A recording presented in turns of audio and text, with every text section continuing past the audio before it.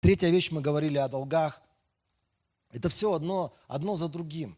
Мы иногда, вот мы не живем посредством, и мы думаем, что кредиты нам помогут. Кредиты нам помогут, мы прямо сейчас будем жить по полной. Ты не понимаешь, к примеру, что кредиты – это такая вещь, которая, скажем так, ты возьмешь сегодня чужие деньги, а потом будешь расплачиваться своей жизнью на протяжении лет. И часто есть кредиты, которые вообще никогда не надо брать. Притча 22:7 там написано, что тот, кто берет кредит, или тот, кто берет в долг, становится рабом взаимодавца. Никогда не бери кредиты, связанные с моментальными деньгами. Вот прямо сейчас я вот хочу вот какие-то вещи, но у меня на них денег нет, и тут стоит ларек, который говорит: возьми деньги. Акчамат, возьми деньги. Даже тебе какой-то человек начинает предлагать: возьми деньги, просто потом сделаешь вот это за эти деньги. Не надо. Лучше, знаете, вот на некоторые вещи лучше перетерпеть. И лучше потихоньку, день за днем взбираться на ту гору, на которую ты хотел вчера заскочить на парашюте. Или там на дельтаплане. Слышите, о чем я? Я говорил о том, что, например, 13-й iPhone, который сейчас вышел, оказывается, он пробил вообще все возможные до этого момента планки, которые существовали в этой индустрии. Во всяком случае, в ценах, связанных с айфонами. Оказывается, iPhone Pro Max, он торгуется в России. Кто слышал, сколько стоит Pro Max? 160 тысяч рублей. Друзья, я просто скалькулировал, это $2100. iPhone! $2100. У нас целый барабан $1400. У нас плюс еще гитара, и вот тебе iPhone. Зачем мне iPhone, если я могу вот столько всего сделать? Но у нас, понимаете, у нас где-то что-то загорелось, и ты просто вот тебя прет, вот хочу и все, хоть ты тресни. Идут люди, берут в кредит какие-то вещи, и потом 2 года не едят, не одеваются, не живут нормально, но зато с айфоном.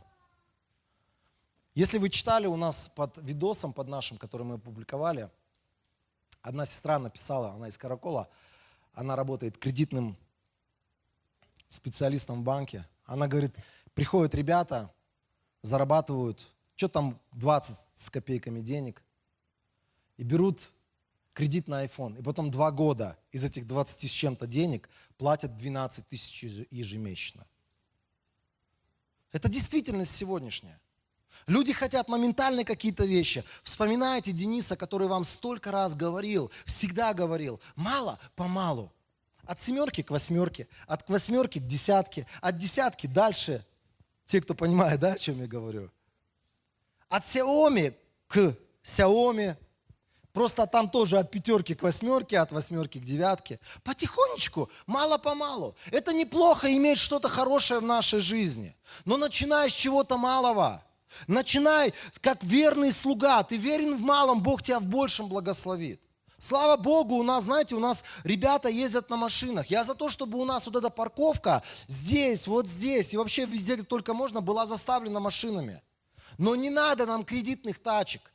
Чтобы ты так на этой тачке, знаешь, приехал такой счастливый, как вот мы говорили про понты. Ты такой понтанулся, но никто не знает, что из всей своей зарплаты 90% ты кредит закрываешь. И ты просто ходишь по гостям не потому, что ты такой любящий человек, любишь по гостям ходить, тебе где-то покушать надо что-то. Ты просто, чтобы с голоду не сдохнуть, приходишь в гости, типа, я пришел, как дела, все нормально. Друзья, так бывает. Мы иногда такие. Мы на понты можем брать деньги. Мы там эти понты для кого-то показываем, заказываем эти понты, а потом рассчитываемся годами. Один из самых популярных кредитов у нас – кредит на той. Тойский кредит, их так и называют. Вы в теме. Знаете, я не за то, чтобы, я в прошлый раз сказал про свадьбы, я не за то, чтобы у нас скудные свадьбы были. Но если ты не можешь, не надо из шкуры вон вылазить. Ничего страшного. Молодые вырастут, чему-то научатся, в чем-то продвинутся. Там, потом, если надо будет, 20-летие отпразднуют где-нибудь на Сейшелах. Не проблема. Начинайте с малого. Это важно. Вот мы говорили о том, что моментальные деньги на открытие бизнеса. Мне очень нравится, я в прошлый раз рекламировал Игоря Рыбакова. Он говорит, на открытие бизнеса должны работать 3 Ф.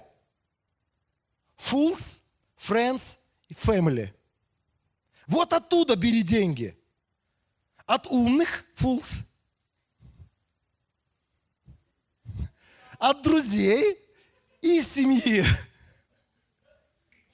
Что-то не так, да, перевел? Что-то не так перевел. Вот там, говорит, начинайте свой бизнес. Это самая большая западня, когда ты начинаешь бизнес, а он не попер, а у тебя еще миллионный кредит после этого. И ты скрываешься от банков, там фамилию поменял, отчество поменял, в Россию шмыганул. Не поможет.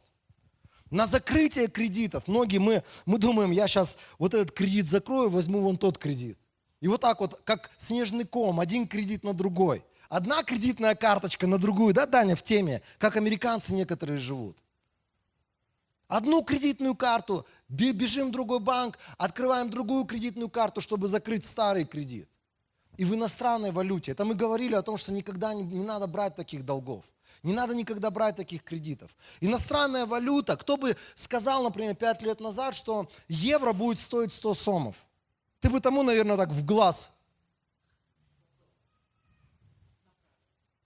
сказал, нет, не будет. Так, в глаз прям бы ему сказал. 50 сомов или там 60 сомов это стоило. Сегодня, представьте себе, люди взяли кредиты в иностранной валюте, а зарабатывают в сомах те же самые деньги. И вот так пытаются откусить себе локти, какие только возможно. Никогда так не делаем. Мы живем сегодня в пространстве, где сом должен властвовать. Поэтому приходишь куда-то, там тебе предлагают, у нас квадратный метр по $450. Нет, нет, нет, ты мне в сомах говори. И договор, пожалуйста, в сомах будем. Я же не в долларах зарабатываю, чтобы с тобой в долларах рассчитываться. Я в сомах зарабатываю, и будем рассчитываться в сомах. Не ведитесь на другие кредиты, потому что иногда люди берут что-то в этой иностранной валюте. Валюта вырастает в цене, и потом люди не знают, как рассчитаться. Дальше мы говорили о том, что есть кредиты, которые, может быть, с рассмотрением есть смысл взять на развитие существующего бизнеса. К примеру, Леша занимается, у него там маленькая студия, и он понимает, что он дорос до такой степени, у него в очередь стоят заказчики, и он хочет взять несколько работников. Их оплачивать, но это одно, а им надо оборудование купить. И вот на оборудование, на расширение ты берешь, может быть, какой-то кредит, и ты понимаешь, что у тебя будет оборот, чтобы спокойно закрыть его в нужное время. Когда уже работает бизнес. Когда мы говорили с господдержкой, но пока что в Кыргызстане это не работает, для россиян мы это говорили. И мы говорили о том, что если есть возможность взять ипотеку и платить примерно столько же, сколько ты платил за аренду съемного жилья, тогда есть смысл. Но если ты берешь ипотеку неподъемную, например, ты платишь аренду 20 тысяч сомов, зарабатываешь всего лишь 50, к примеру, у тебя бюджет 50 тысяч сомов. И потом ты берешь ипотеку, где тебе надо платить 45 тысяч. Не думай так, что если я сейчас увеличу прежде свои расходы, то Бог автоматически увеличит мои доходы. Нет. Некоторые мы верим в эту фантастику, где-то услышали эти вещи. Я знаю, одна фантастика работает только, когда Бог вот таким способом примерно работает, когда ты детей рожаешь. Для тех, кто сегодня хочет видеть благословения невероятные, рожайте детей. Писание говорит, что дети – это благословение from heaven, с небес. И вместе с этим Бог будет благословлять тебя деньгами. Не знаю, как у других, у меня это всегда в жизни работало. Очередной ребенок, очередная квартира, очередной ребенок, очередной дом, очередной ребенок. Сейчас кто-то будет сидеть и думать, хочу детей. Денис, Алина меня останавливает. Я шучу, друзья. На самом деле это рабочая схема.